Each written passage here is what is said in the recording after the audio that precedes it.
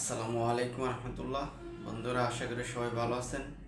বন্ধুরা, আজকে কিছু আপডেট নিউজ নিয়ে আপনাদের সাথে হাজির হয়েছি। আজকে ঢাকা শহরে 3 স্তরের নিরাপত্তা রয়েছে।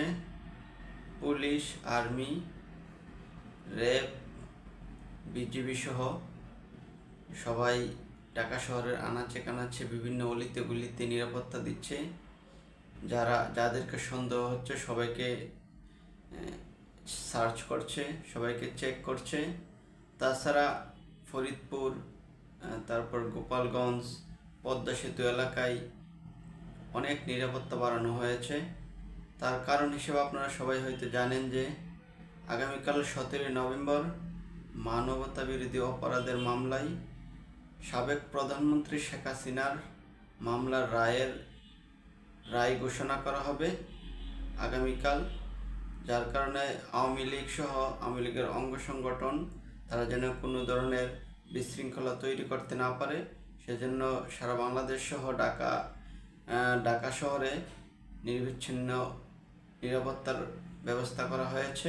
তো আগামীকাল শেখ হাসিনার রায়ের ঘোষণা হবে, সে উপলক্ষে ঢাকার বিভিন্ন পয়েন্টে স্ক্রিনের মাধ্যমে সেই রায় শেয়ার করা হবে।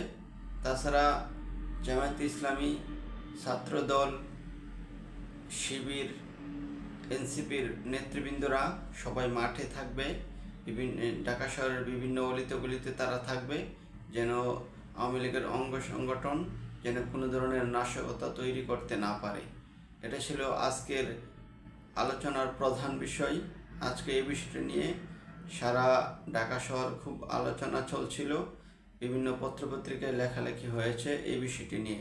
দেখা যাক অবশেষে আগামীকাল সাবেক প্রধানমন্ত্রী শেখ হাসিনার মামলার কি রায় হয়, সেই দিকেই গোটা জাতি তাকিয়ে আছে। তো বন্ধুরা, আরেকটি নিউজ রয়েছে, সেটি হলো আজকে সন্ধ্যার সময় জানতে পারলাম বাংলাদেশ ত্রয়োদশ জাতীয় সংসদ নির্বাচনের তারিখ ঘোষণা করা হয়েছে। আগামী বছরের 5 ফেব্রুয়ারি রোজ বৃহস্পতিবার নির্বাচন অনুষ্ঠিত হতে যাচ্ছে।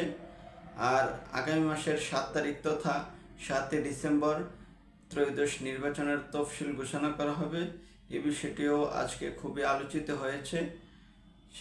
5 তারিখ নির্বাচন হলে সরকারি কর্মকর্তারা কতদিন বন্ধ পাবে, বেসরকারি কর্মকর্তারা কতদিন বন্ধ পাবে, এ বিষয়টি আজকে আলোচনার বিষয় ছিল। মোটামুটি সবার ভিতরেই নির্বাচনের আলোচনা শুনতে পেলাম, সবাই নির্বাচন নিয়ে জল্পনা কল্পনা করছে। আশা করি আগামী বছরের নির্বাচন খুব সুষ্ঠু সুন্দরভাবে অনুষ্ঠিত হবে এবং বাংলাদেশের মানুষ যারা প্রায় 16-17 বছর ধরে ভোট দিতে পারে নাই, তারা স্বাচ্ছন্দ্যে আগামী বছর ভোটে অংশগ্রহণ করতে পারবে ইনশাআল্লাহ। তো সবার প্রতি আবারও আমার অনুরোধ রইল, আপনারা সবাই বিবেক খাটিয়ে, মাথা খাটিয়ে নিজের বিবেককে প্রশ্ন করবেন, কাকে ভোট দিলে দেশের উন্নয়ন হবে, দুর্নীতি বন্ধ হবে, চাঁদাবাজি বন্ধ হবে, দখলদারিত্ব বন্ধ হবে। আপনার বিবেক যাকে বলে আপনি তাকেই ভোট দিবেন। তবে এই ভোটের জন্য কিন্তু অবশ্যই আপনাকে জবাবদিহিতা করতে হবে। তাই বুঝে শুনে ন্যায় ও ইনসাফের প্রতীকের মধ্যে আপনারা আপনাদের ভোট প্রদান করবেন, সে আশা ব্যক্ত করছি ইনশাআল্লাহ।